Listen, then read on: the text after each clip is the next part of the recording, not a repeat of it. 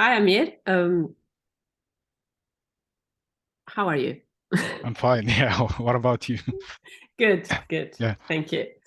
I wanted to ask you to introduce yourself a little bit and introduce also the piece that you proposed for this masterclass and tell us what it is about and what was your idea with this.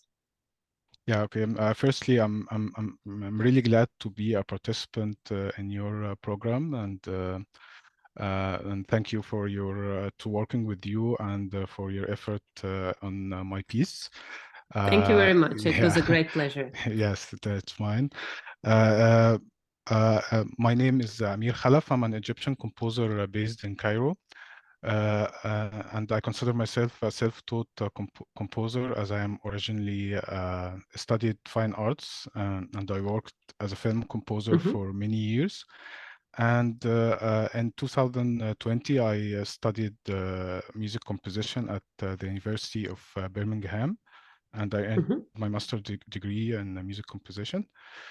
Uh, my piece is called The Recumbent for ensemble, and it's written for quartet and for solo arghoul.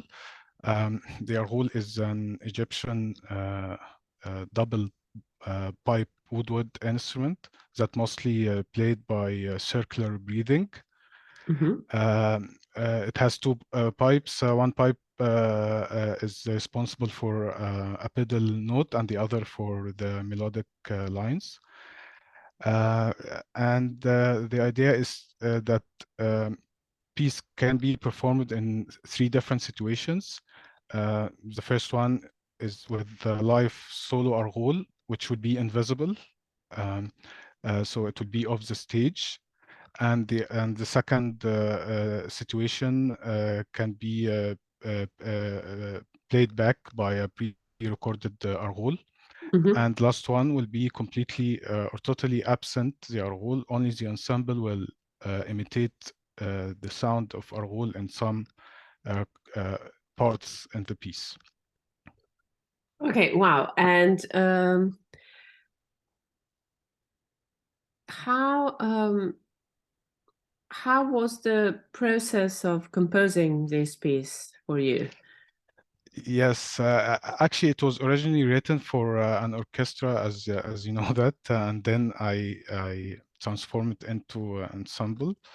And my compositional process is to transform all instruments, the arghoul and the quintet, into one unity or into one single entity to be played Mhm, as a one instrument.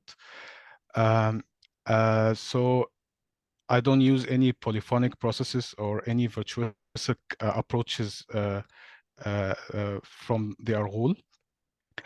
So this is my main idea, is to make everything in unison, and I'm not here, and I don't mean unison musically or technically. I mean unison in terms of timbre and in terms of time and form.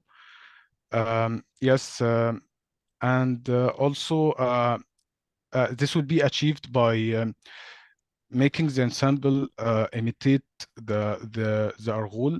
Actually, the sound of arghoul, and it's very complex in terms of timbre, because mhm, it has two pipes, and at the same time you make circular breathing to play. The only way actually to play the instrument is to make a circular breathing.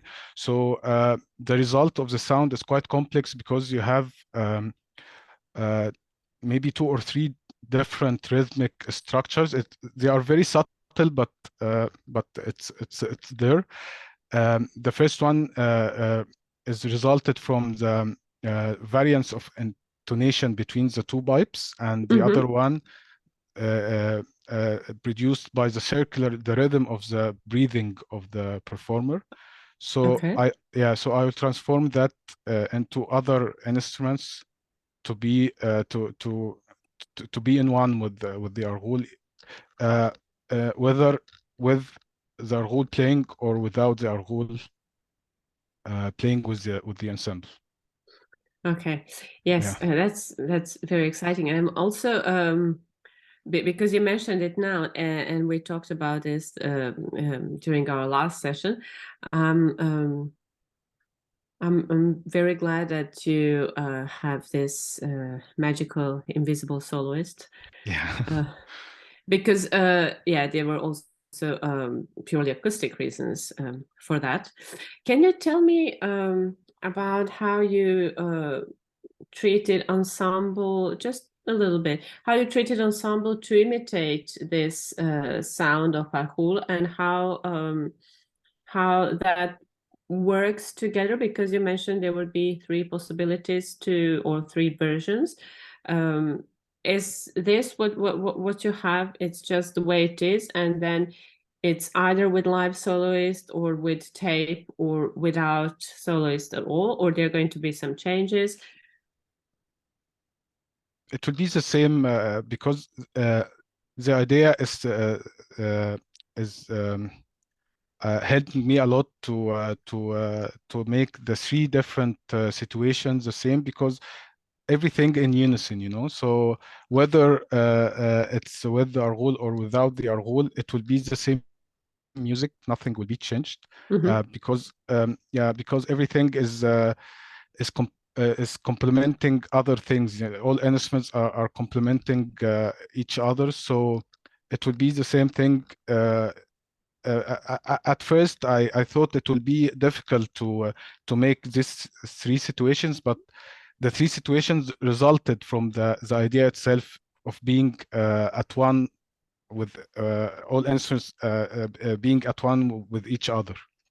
Yeah. Okay. Yes, you also had very, very particular sounds in your piece. Can you tell me how this masterclass helped you, and if you got some new ideas or inspirations, or what are you taking with you after this couple of weeks? Yes, actually, it was very useful on many levels.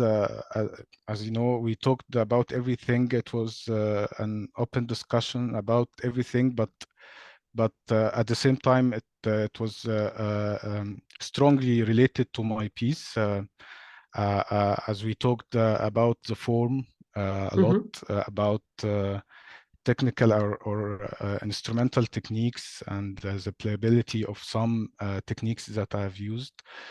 Also, we talked about amplification the last time, a lot about the aesthetical and the practical sides of amplification. So yes, and the most important thing, the invisibility of the solo arghoul that we developed together. Yeah, so it wasn't originally in the idea, but we developed that together. So I think this is the most important part for me, this invisibility. And actually, I see it's an aesthetical choice as well as a practical one, because the acoustics that we discussed, because the arghoul is a one dynamic instrument, very loud. You can't play any other dynamics. It's fortissimo or fortissimo, I think. Yeah, so it was on many levels. It was very useful, I think, and I will continue working on my piece. I hope so. Yeah, sticking to this development that happened. Yeah. Yes, I'm very, very excited. I would also like to see its final version, because it was also for me a couple of very enriching weeks, and I learned some things from you, and I think it's a fantastic instrument, and I'm very excited to see how it's going to work in this context, or in one of these three contexts that you Thank described. you. No, thank you for your music. Thank you. And yeah, good luck with your piece, and keep in touch. Yeah, thank you. You too. Yeah. Okay.